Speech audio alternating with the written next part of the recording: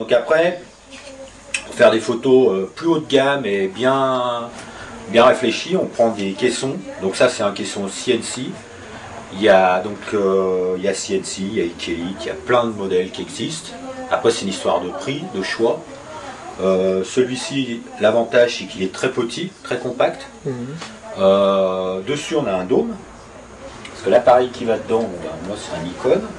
Alors c'est vrai qu'on peut mettre plusieurs types d'appareils dedans quoi. Non, on met toujours un appareil par caisson. C'est bien ça le problème. Il faut bien réfléchir avant d'acheter. Donc pour faire de la photo en grand angle, on met une optique grand angle. Et là, le prix de l'optique vaut plus cher que le caisson de l'autre, quoi. Le caisson et l'appareil.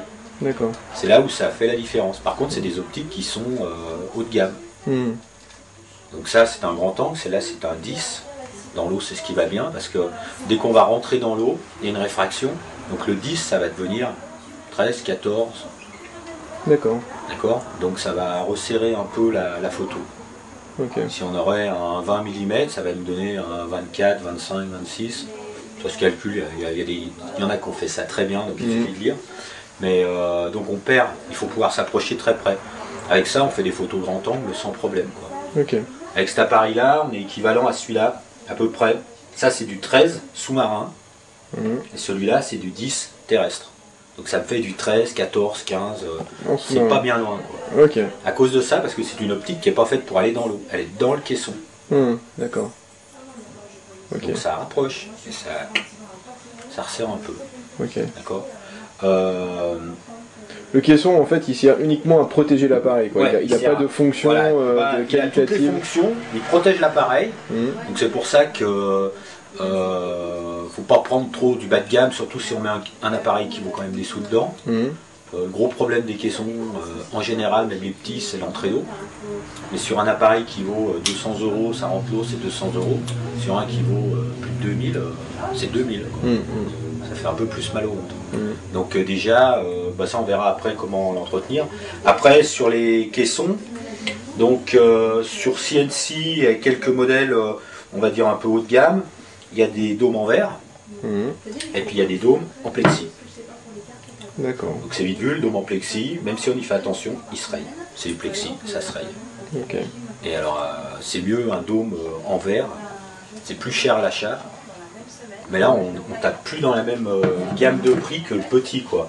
Un caisson comme ça, juste le caisson, parce que le caisson se vend tout seul et après on ajoute les dômes devant.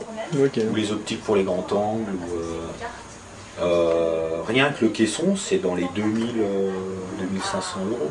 D'accord. Donc on est limite sur du matériel pro là. Ah mais c'est pro, hein. C'est garanti. Là dès qu'on passe dans du réflexe, on est dans du pro. Alors après, à faire attention quand on achète justement l'appareil pour mettre dans le caisson, c'est de prendre un appareil qui résiste un peu à l'humidité, c'est-à-dire ils appellent ça tropicalisé.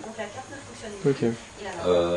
Un numérique qui a de l'humidité un peu, il y a toujours un peu d'humidité, on est dans un environnement humide, même en faisant très attention, il faut le rentrer dans la chambre et surtout pas l'ouvrir tout de suite, quoi.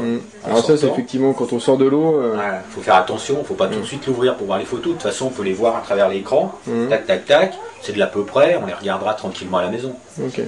Quelqu'un qui ouvre l'appareil sur un bateau met son appareil dans des conditions où c'est humide, quoi.